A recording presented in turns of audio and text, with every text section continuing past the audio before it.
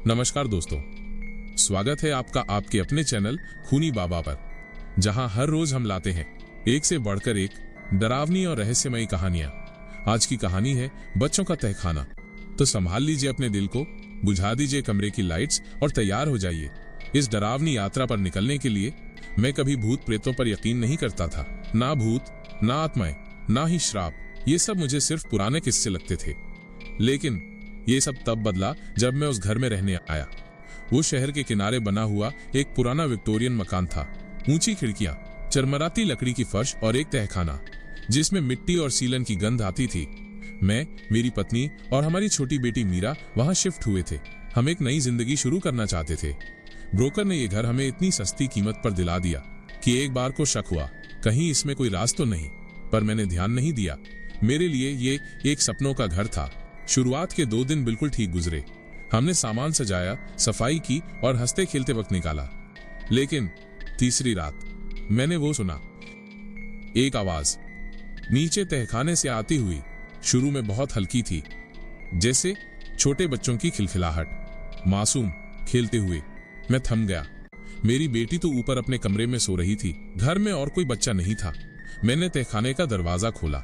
अंधेरा सामने था, बत्ती टिमटिमाई, लेकिन वहां कुछ नहीं था, सिर्फ सीलन और खामोशी। मैंने दरवाजा बंद कर दिया, खुद को समझाया बस मेरा भ्रम है। लेकिन दिल के किसी कोने में मुझे पता था यह सिर्फ वहम नहीं था।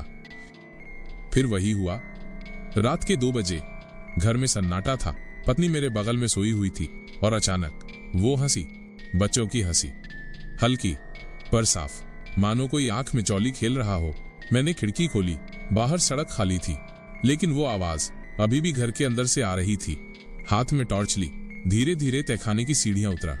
टॉर्च की रोशनी कांप रही थी, हवा बेहद ठंडी थी। और तभी सन्नाटा, हंसी गायब हो गई। मैं ठिठका खड़ा था कि तभी परछाइयों से लुढ़कता हुआ कुछ बाहर आया। एक छोटा लाल रबर का गेंद। वो आकर मेरे पैरों के पास रुक गया। मेरे रोंगटे खड़े हो गए। घर में न बच्चे थे, न खिलौने। फिर ये गेंद कहां से आई? मैंने उसे छुआ भी नहीं, बस धीरे से पीछे हटा और दरवाजा बंद कर दिया। उस रात नींद मेरी आंखों से गायब थी। इस बार सिर्फ हंसी नहीं थी, आवाजें थीं, धीमी फुसफुसाहट, और उन आवाजों में मेरा नाम, अर्जुन। अर्जुन खून जैसे जम गया हो। पहले तो लगा शायद मीरा पुकार रही हो। मैं दौड़ा उसके कमरे में। वो गहरी नींद में थी, पर आवाजें अभी भी नीचे से आ रही थीं। मैं दरवाजे पर जाकर रुका, बिल्कुल कान सटाकर सुना बच्चों की खिलखिलाहट। और फिर, अर्जुन हमारे साथ खेलो। दिल धक से रह गया। दरवाजा हल्का सा खोला, ठंडी हवा का झोंका सीने में चुभ गया। अंधेरे में छोटे छोटे पैरों की आहट, भागते हुए बच्चे। और फिर मैंने देखा एक छोटा सफेद नन्हा हाथ सीढ़ियों की रेलिंग पकड़कर ऊपर चढ़ने की कोशिश करता हुआ।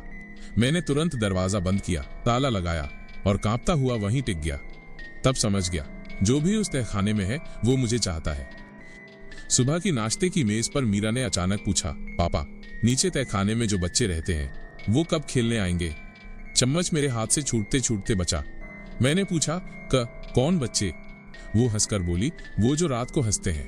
वो कहते हैं पापा भी जल्द हमारे साथ खेलेंगे। पत्नी ने उसे डांटा, मीरा कहानियां मत बनाओ। पर मैं जानता था वो सच कह रही थी। रात के 3 बजे मीरा अपने कमरे से बाहर निकली। उसने इशारा किया, पापा। वो फिर बुला रहे हैं। और तभी तहखाने का दरवाजा अपने आप खुल गया। ताला धीरे धीरे घूमते हुए खुला। अंदर से गूंजती हंसी और वही लाल गेंद लुढ़कती हुई बाहर आई। मीरा उससे उठाने झुकी। मैंने चीखते हुए उसे खींच लिया। और तभी मैंने देखा सीढ़ियों के नीचे खड़े थे कई बच्चे, छोटे छोटे, परछाइयों जैसे, खामोश, बस घूरते हुए। मैंने दरवाजा धड़ाम से बंद कर दिया, कुर्सी अड़ा दी। अब यकीन हो चुका था वो तहखाना हमें छोड़ने वाला नहीं। अगले दिन मैं लाइब्रेरी पहुंचा। पुराने अखबार, रिकॉर्ड्स, और जो पढ़ा उससे सांस अटक गई। 30 साल पहले ये घर एक अनाथालय था। मालिक था माइनस शर्मा नाम का आदमी, लेकिन वो दयालु नहीं, एक दरिंदा था। बच्चों को तहखाने में बंद रखता, भूखा मारता, पीटता। एक सर्दी की रात आग लग गई। वो आदमी बच निकला, पर बच्चे तहखाने में ही जलकर मर गए। उनकी चीखें, उनकी हंसी आज भी इन दीवारों में गूंजती हैं। और जो यहाँ रहता है वो उनका नया खिलौना बन जाता है। उस रात मीरा गायब थी। मैं पागलों की तरह दौड़ा, उसका नाम पुकारा और फिर तहखाने से वही हंसी। दरवाजा खुला पड़ा था। नीचे मीरा खड़ी थी, लाल गेंद हाथ में लिए।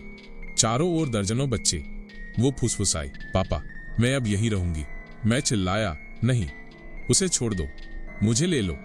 बच्चे एक साथ बोले, बदलाव बदलाव। ठंडी हथेलियां मुझे खींचने लगी। सीढ़ियों पर गिराता हुआ अंधेरे में घसीट रही थी। मीरा रो रही थी, पापा मत जाओ। मैंने चीखते हुए कहा, भाग जाओ मीरा, भाग जाओ। और तभी ऊपर से पत्नी आ पहुंची। हाथ में मंदिर की पीतल की घंटी थी। उसने पूरी ताकत से बजाई। घंटी की ध्वनि तहखाने में गूंजी। बच्चों की चीखें निकल पड़ी। उनके चेहरे जलने लगे। वो धुएं में गायब हो गए। हाथों ने मुझे छोड़ दिया। मैंने बेटी को पकड़ लिया। हम तीनों भागते हुए बाहर निकले। उस रात ही हमने घर छोड़ दिया, कभी पीछे मुड़कर नहीं देखा। आज भी कभी कभी रात को आंख लगती है तो वही आवाज सुनाई देती है, किसी बच्चे की हल्की खिलखिलाहट, अंधेरे में लुढ़कती हुई लाल गेंद, और मैं कांप कर जाग जाता हूं। तो दोस्तों, ये थी कहानी बच्चों का तहखाना की। एक ऐसा घर जहां बच्चों की आत्माएं आज भी खेलती हैं, जहां हंसी चीखों में बदल जाती है। सोचिए, अगर आपके घर के तहखाने से रात के सन्नाटे में हंसी की आवाज आए तो क्या आप नीचे जाने की हिम्मत करेंगे? याद रखिए, हर घर सुरक्षित नहीं होता और हर तहखाना खाली नहीं होता। अगर आपको ये कहानी पसंद आई हो तो चैनल खूनी बाबा को लाइक, शेयर और सब्सक्राइब करना मत भूलिएगा, क्योंकि अगली बार हम लेकर आएंगे एक और डरावनी दास्तान जो आपके रोंगटे खड़े कर देगी। तब तक दरवाजे बंद रखिएगा, कहीं कोई बच्चा खेलने के लिए आपको बुला न ले।